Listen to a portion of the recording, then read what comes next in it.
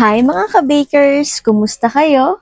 Ngayon naman ay gagawa tayo ng marbled steam cake, fluffy steam cake. Handa na ba kayo? Sa ating molde ay lagyan natin ito ng makapal na mantika, medyo makapal lamang po. At pagkatapos naman ito ay lagyan natin ito ng dusting flour. Yan.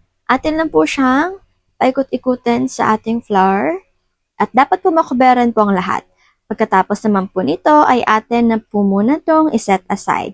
At yung mga kailangan naman po natin ay egg white, 1 piraso, sugar, 1 tablespoon, isang itlog, sugar, 100 grams, salt, 1/4 teaspoon, oil, 25 grams, vinegar, 1/2 tablespoon, baking powder, 1 1/2 tablespoon, yeast, 1 teaspoon, cake flour, 250 grams, fresh milk, 1/2 cup, at tubig na 150 grams.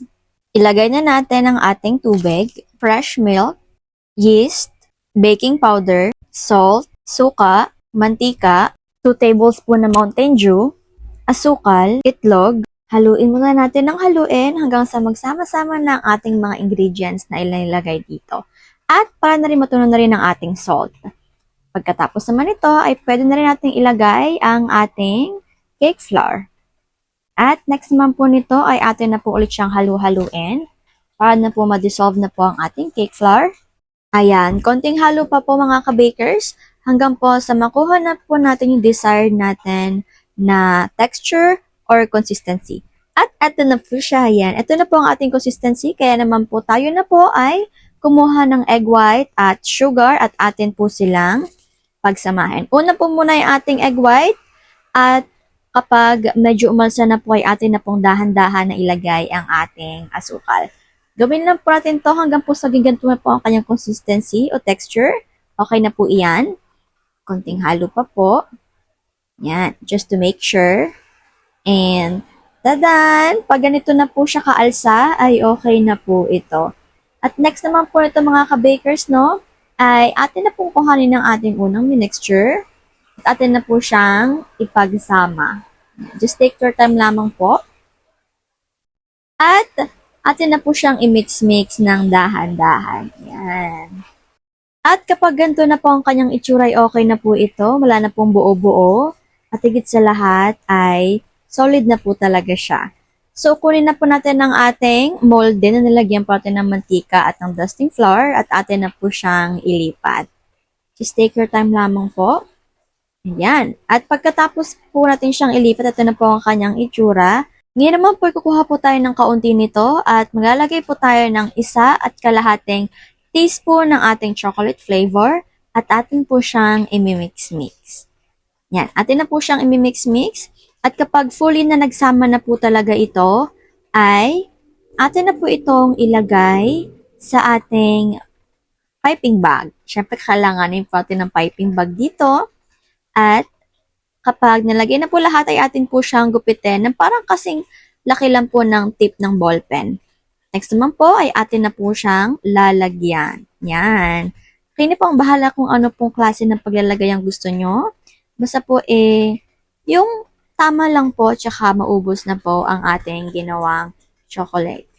At dahil tapos na po, atin na po siyang gagamit po tayo ng bread knife at atin na po siyang paghahalu-haluin. Yan, di ba ba? Ang ganda niya na po. Pagkatapos naman po itong haluin ito, ay okay na po ito para po sa ating steam. I-steam po natin siya ng about 30 to 40 minutes at high fire po siya. After 30 to 40 minutes, ay eto na po siya na napakaganda at napakasarap. O di po ba, putok na putok po talaga siya. Sobrang ganda niya po at higit sa lahat ay malinamnam pa po talaga siya. Yun nga lang po, expect nyo na mabubusog po kayo pag naubos nyo po tong isang molde na ito dahil talaga nakakabusog siya. At higit sa lahat ay hindi mo na kailangan mag-rice dahil medyo mabigat po siya sa tiyan. At syempre, hatiin na po natin ito. Yan, taran! Eto na po ang pinaka-finished product natin. At tignan niyo naman po talaga kung gaano po siya kaganda. O, di po ba? Sulit na sulit ang ginawa natin. Kahit hindi siya masyadong makuha ng camera, yung ganda po niya hindi masyadong malinaw. At makuha yung texture niya. Sobrang sarap. At higit sa lahat, sobrang lambot at sobrang wiggly. Abay, Winner na po talaga ito mga ka-bakers. Kaya naman, ano pa po ang hinihintay nyo? Gawin nyo na din. Subukan niyo po to mga ka-bakers at siguradong mag-i-enjoy kayo, lalo na po pagka-bonding po ang ating mga anak. So, eto na nga po, no, hindi ko na po patatagalin pa. Eto na po ang ating food for the soul ngayong hapon. Mateo 21:22, anumang hingin ninyo sa panalangin ay tatanggapin ninyo kung naniniwala kayo. Amen? Amen mga ka-bakers. Palagi lamang po tayo manalig sa Panginoon dahil nandyan lamang siya at nakikinig lamang siya forever and ever. Hindi siya magbabago.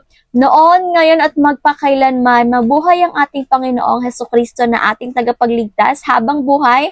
At magpapaalam na po ako dahil hanggang dito na lang po muna ako. Paalam mga ka-bakers. Ingat, God bless, and please take care because we care.